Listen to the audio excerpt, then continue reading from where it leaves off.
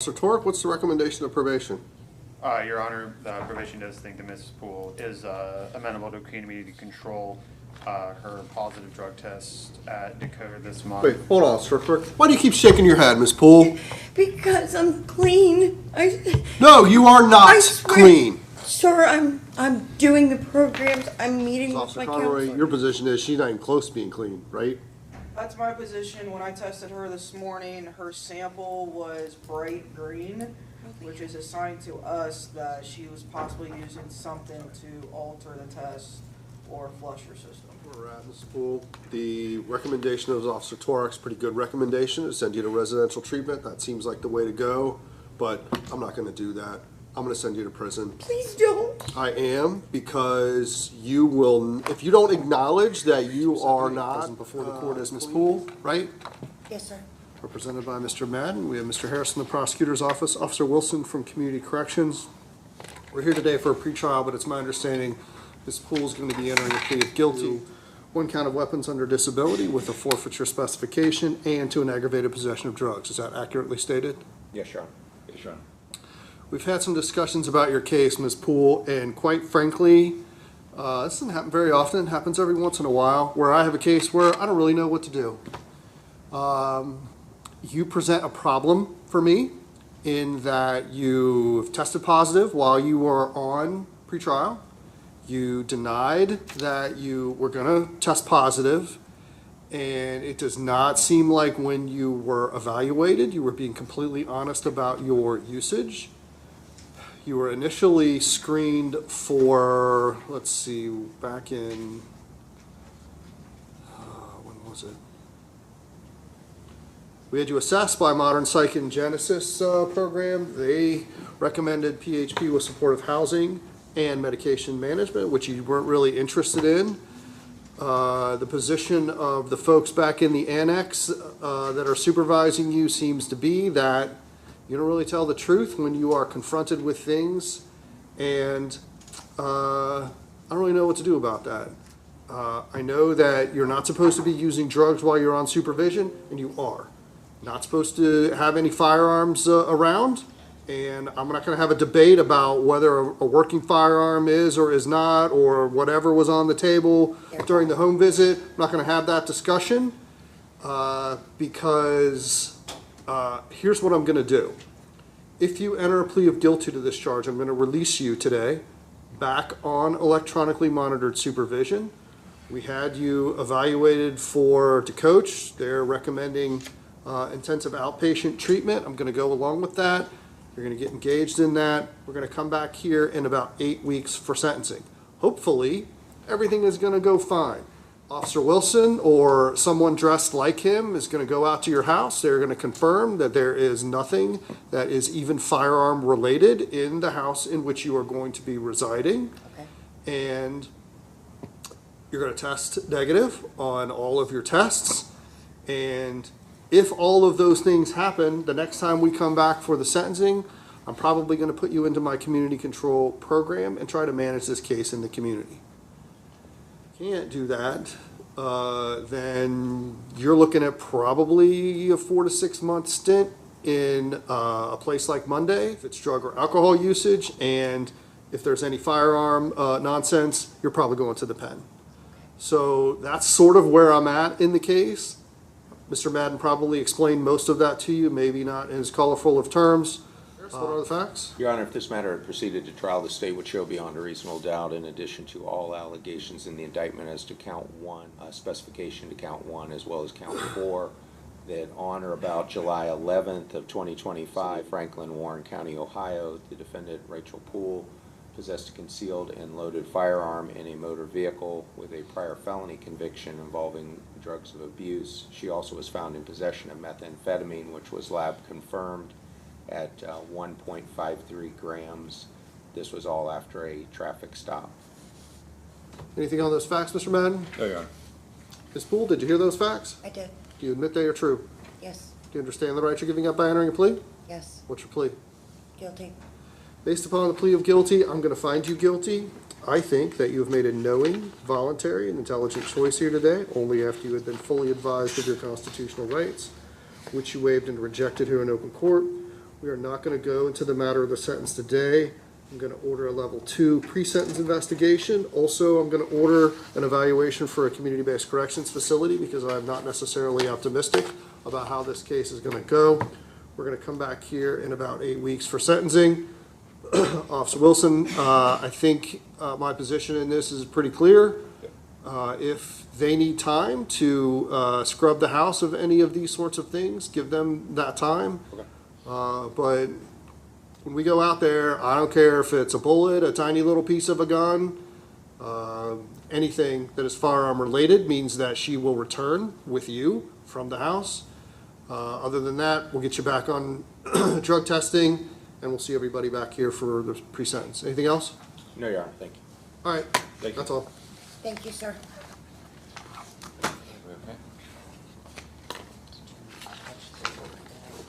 Short leash, Officer Wilson. Judge, Short leash. did you want house arrest or?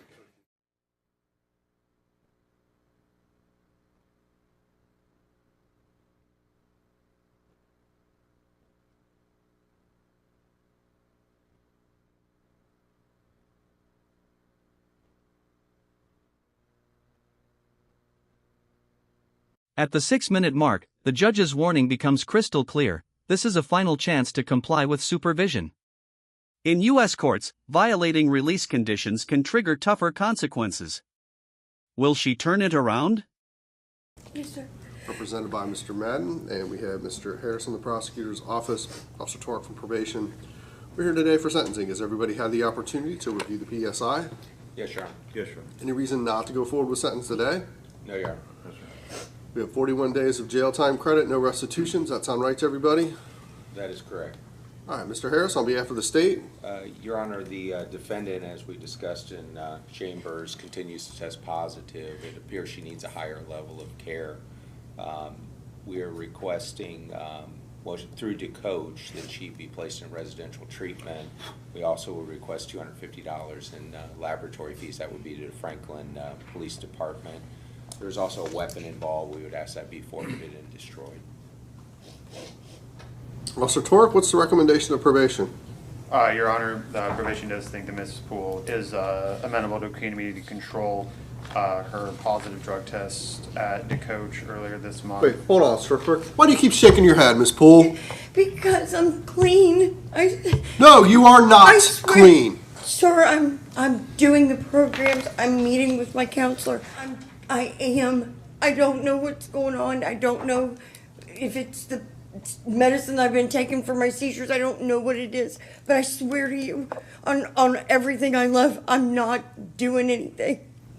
I wouldn't do it again. I don't want to. I've got 2 jobs. I'm keeping busy and keeping occupied with other things. I am. I don't know what happened. I really don't. I'm sorry, go ahead, Officer Tork. I was informed that she did have a positive confirmed test at DeCoach on the 10th of this month. She tested positive again today. The recommendation from treatment at the time of her assessment was for outpatient. However, considering the positive test that was confirmed by DeCoach on the 10th and the 21st, which is being today prior to court, there is a recommendation that there should be at least an increased level of care. That being said, no other recommendations other than entering and completing treatment and remaining compliant while in supervision. Are we sending today's test out? Yes. And we don't have the results of the oral swab? Not yet, Your Honor. Because Officer Conroy, your position is she's not even close to being clean, right? That's my position. When I tested her this morning, her sample was bright green, which is a sign to us that she was possibly using something to alter the test or flush her system. I have infection. I'm on antibiotics. I only have 1 kidney.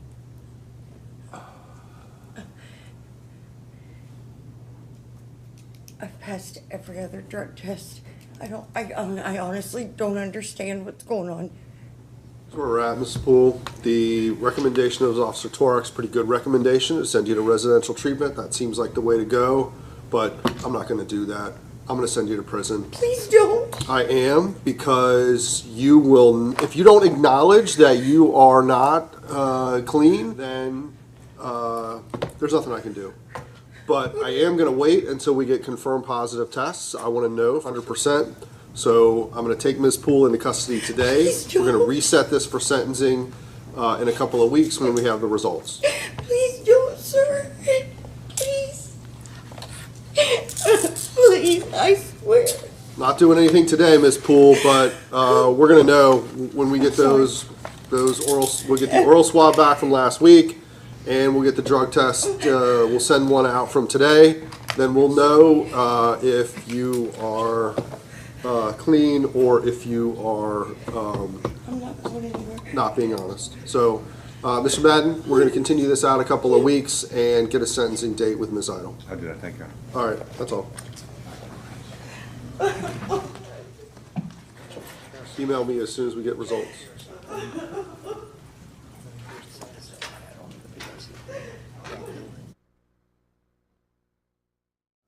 We're here today for plea. We're also going to go forward with sentence today. Ms. Poole, I know we were just through this not too long ago, but I want to make sure that I have a clean record in this case. How old are you? 47. How far did you go in school? I got an associate's in applied science. Are you able to read and write English? Yes, sir. Are you under the influence of drugs or alcohol? No, sir. Are I'm you just taking sick. are you taking any medications? No, I've just got a cold. Are you a United States citizen? Yes, sir. If you enter a plea of guilty to this charge, I'm going to sentence you to 6 months in prison, concurrent to the time that you're already doing, because we already have a plan in the other case. And I don't want this case to mess up what I want to do in the other case. So that's what I'm going to do. So if you enter a plea of guilty to this charge, we're going to go forward with a 6-month concurrent sentence. Other than that, has anybody made any threats, promises, or representations to get you to plead guilty to this against your will? No, sir. I have a document entitled Change of Plea and Entry. On the second page, there's a signature. Above the line, Defendant. Is that your signature? Yes, sir. Did you review this with Mr. Huss before you signed it? I did. Are you satisfied with the representation that you've received in the case? Absolutely. You're going to enter a plea of guilty to 1 count of aggravated possession of drugs, 5th-degree felony, punishable by up to 12 months in prison, and a $2,500 fine. It also carries with it an optional period of post-release control of up to 2 years. Your rights really haven't changed that much since we went over them last year. You still have the right to make the state of Ohio prove that you're guilty beyond a reasonable doubt, either to a judge or to a jury at a trial. You would have the right to confront all the witnesses against you at the trial, compel witnesses to testify on your own behalf, and you have the right to remain silent. If you enter a plea of guilty to this charge, you're going to waive all of those rights. You're going to admit that you did it. We're going to get on to the matter of this 6-month sentence. Is that what you want to do? Yes, sir. Mr. Harris, what are the facts? Your Honor, if this matter proceeded to trial, the state would show beyond a reasonable doubt, in addition to all allegations in the indictment, that on or about April 23rd of 2026, in the city of Lebanon, Warren County, Ohio, the defendant Rachel Poole possessed methamphetamine. This was laboratory confirmed at 1.06 grams. This was found in her vehicle in the court's parking lot. Anything on the facts, Mr. Hust? No, Your Honor, nothing on the facts. Ms. Poole, did you hear those facts? Sir. Do you admit they are true? Yes, sir. Do you understand the rights you're giving up by entering a plea? Yes, sir. What's your plea? Guilty. Based upon the plea of guilty, I'm going to find you guilty. I think you've made a knowing, voluntary, and intelligent choice here today, only after you had been fully advised of your constitutional rights, which you waived and rejected here in open court. Any reason not to go into the matter of the sentence today? No, Your Honor. We have 0 days of jail time credit and no restitution, right? That is correct. Mr. Harris, anything from the state? There was a laboratory fee in this, but my understanding is you're going to find her indigent for those purposes. Your Honor, as I recall, Ms. Poole was on for sentencing in this matter. I think the reason why she ended up where she was is she was not honest with the court. And this was kind of in addition to this, she had drugs in her vehicle that was determined through jail phone calls. Search warrant was executed at that time, and that was confirmed, and she admitted what it was. I guess that's why she is where she is. She continued to deny use throughout this case, and I guess that's the egregious nature of this case, even though it is an F5 at this point. Mr. Hust? Yes, Your Honor. First off, Rachel has readily accepted responsibility for this. She said that At the time, she realized she didn't, if she didn't say anything or they didn't find the drugs, that she didn't want anybody else subsequently getting in trouble for being in her car if they drove the car away and so forth. So she not only accepted responsibility for herself, she kept others out of any unjust trouble. She's ready to go forward with her program. She tells me she's on a wait list for like 6 different programs, she tells. I mean, she's eager to get involved in those. She's happy to see that everything in the big picture dovetails so she can get out of this situation and move on and have a better life. Anything you want to tell me, Ms. Poole? I just want you to know that I am taking responsibility. I do apologize for lying. I'm still in MCC, so I can't really do a whole lot right now as far as programs. I'm due to get into population at Marysville next week, which means I am waitlisted for Horizons and Tapestry. This is the shocking turning point. The judge refuses to rely on conflicting claims and orders her into custody while awaiting confirmed test results. Is this caution or a devastating loss of trust?